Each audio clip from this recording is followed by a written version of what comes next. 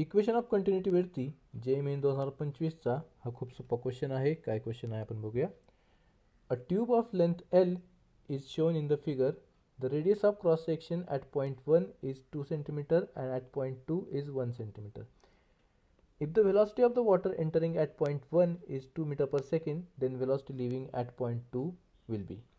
तर इथं 1 पॉईंटवरती जो एरिया ऑफ क्रॉस सेक्शन असेल तर त्याला A1 आणि 2 पॉईंटवरती जो एरिया ऑफ क्रॉस सेक्शन आहे त्याला A2 आपण म्हणतो. तर A1 by A2 will be equal to R1 by R2चा स्क्वेअर. तर ते किती येईल आपल्याकडं. तर A1 by A2 is equal to 4:1. Equation of कंटिन्युटीनुसार आपण काय म्हणतो, V1 A1 is equal to V2 A2. तर V2 जे असेल आपल्याकडे ते किती असेल, V1 into A1 by A2.